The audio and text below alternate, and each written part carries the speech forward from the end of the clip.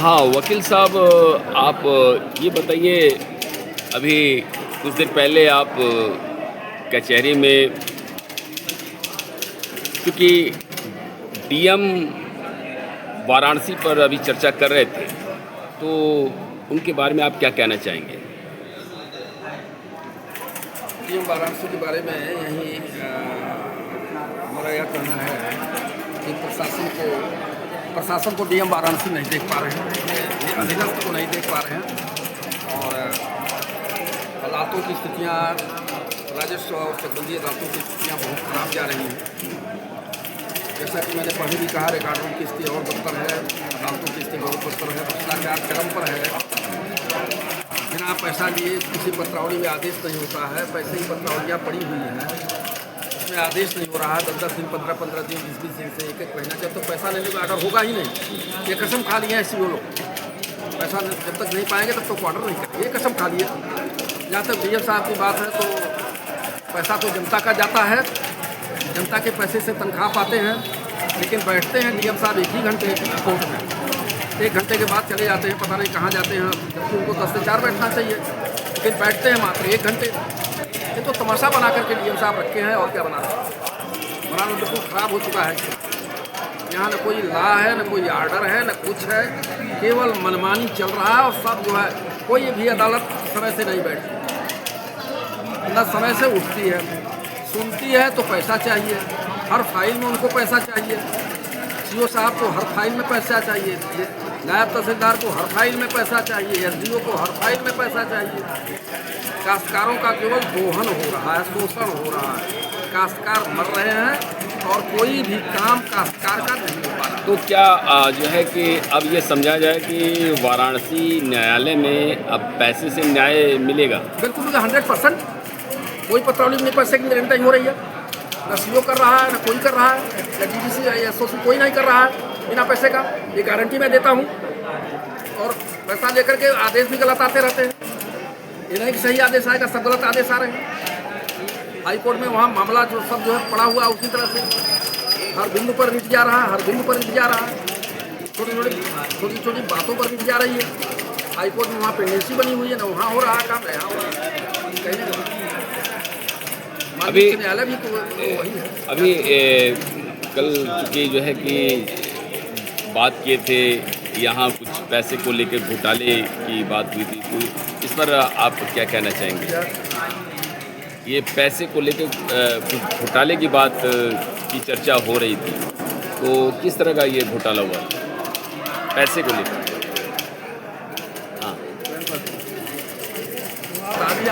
हाँ, कोई भी पत्रावली ना पैसे के निर्णित नहीं होती बनारस में। इसको डीएम साहब देखते हैं क्या? बिना पैसे की कोई पत्रावली डिसाइड नहीं हो रही है। नहीं पैसा देंगे तो आप फाइल तय नहीं होगी, वैसे फेंक दिया जाएगा तारीख, उसमें फिर तारीख पड़ जाएगा। बहस होने के बाद उस पार्टी को बुला करके तारीख दे देंगे। एक अजय तिवारी हो, उस पार्टी को बुला करके तारीख दे देता है, उस पार्टी को बुलाएगा, दरखास्त दिलवा देगा, फिर तारीख लगा देगा। बिना पैसे का कुछ नहीं कर रहे हैं। और 3 साल वाला इनका स्कीम कहाँ गया? योगी जी का 3 साल वाला कहाँ चला गया स्कीम? 3 साल में ट्रांसफर होगा, कितना ट्रांसफर कराई? 20-20 साल से सब यहाँ पड़े हुए हैं, एकदम जा ही नहीं रहे हैं, जाकर बनाए हैं। अभी डीएम नहीं देख रहा है क्या? अभी किसी का भी ट्रांसफर नहीं हुआ, किसी का नहीं हुआ है, इसको डीएम नहीं देख रहा है। 3 साल वाली बात करते हैं विधायक मंत्री के, 3 साल इनके विधायक मंत्री 3 साल की बात करते हैं, तो 3 साल में कहाँ ट्रांसफर किसका हुआ? ये योगी जी को नहीं दिखाई दे रहा है क्या? योगी जी अपना मस्त है, वो भी घूम रहे हैं, अपना चुनाव जीती जा रहे हैं, उनको जोगता क्या? जनता वोट दे रही, चुनाव जीत जा रहे हैं, बुलडोजर चल रहा है, इतना काम है और कोई काम नहीं है इस सरकार के पास। इतना भ्रष्टाचार हमने कभी सपा बसपा में नहीं देखा भाई, इतना भ्रष्टाचार हमने कभी सपा बसपा में नहीं देखा, कांग्रेस में नहीं देखा। आज मैं 47 वर्ष से वकालत कर रहा हूँ, बहुत सी सरकारें आई और गई, लेकिन इतना भ्रष्टाचार मैंने नहीं देखा जितना भ्रष्टाचार इस समय चल रहा है। भ्रष्टाचार को कौन समाप्त करेगा? हमारी ड्यूटी है क्या? हमारी ड्यूटी है कहाँ, तो हम लोगों की ड्यूटी अपनी लगा देंगे उस ड्यूटी से, तब वो भी कहेंगे कि वकील ठीक नहीं है। हमारी ड्यूटी जब लगेगी तो कहेंगे वकील ठीक नहीं है, सब गलती वकील की हो गई और उसकी गलती नहीं देख रहे हैं कि रोज़ पैसा लेकर के ऑर्डर कर रहा है? क्यों नहीं यहाँ जांच हो रहा है? क्यों इस समय के क्यों इस समय की इकोनॉमिकल स्टेटस क्या रही हो, कितना इस समय हो गई है, इसको देख रहे हैं क्या? केवल कागजी है, हमको लीक कर नहीं दिए, जनता को सुनाते हैं केवल, बस यही काम। कलेक्टर साहब तो कलेक्टर साहब है भाई, कलेक्टर हैं, तब कलेक्शन करते थे रेवेन्यू की, अब कलेक्टर हैं। कौन बात है? इन लोगों की बात करने लायक कुछ नहीं है, सब बहुत ही खराब लोग हैं। तो सरकार से आप क्या उम्मीद जनता के कर लिए कोई यहाँ सरकार से कोई अपेक्षा भी नहीं करते, सरकार कुछ कर भी नहीं पाएगी। सरकार तो कभी ना, आज 2 साल से नियम 1.5 साल से है, इसको हटाना नहीं चाहिए क्या? ये रह से क्या करेगा? चुनाव जिताने के लिए आया है क्या? ये चुनाव जिताने के लिए बैठा है कि चुनाव बीजेपी की जिताते हैं? काम करने के लिए चुनाव तो ये मशीन से जीत ही रहे हैं, तो डीएम की क्या जरूरत है? डीएम क्या जरूरत है? चुनाव तो मशीन लगाकर जीत रहे हैं, इनका मशीन काम कर रहा है।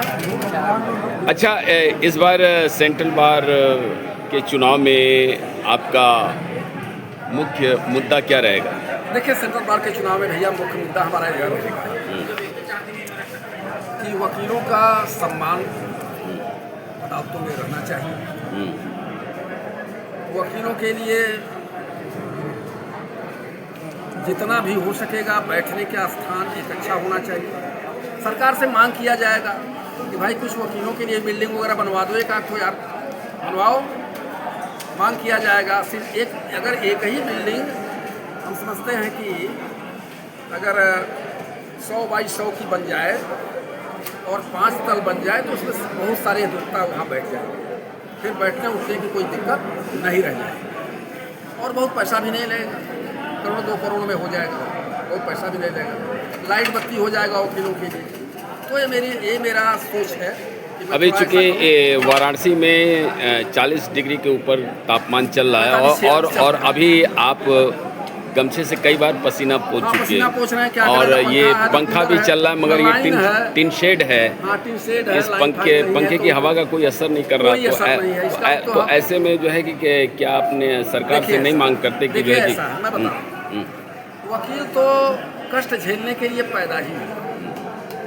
जिस दिन वो LLB की डिग्री लिया और कचहरी में आया तो उसको कष्ट झेलना ही झेलना है, कष्ट झेल रहा है, कष्ट अदालतों से भी झेल रहा है। अदालतें सही निर्णय नहीं कर रही हैं, बिना पैसा के नहीं कर रहे हैं, तो वहाँ का वो कष्ट तो एक अलग हो गया जिसको मैं पहले बता चुका हूँ, वो कष्ट अलग।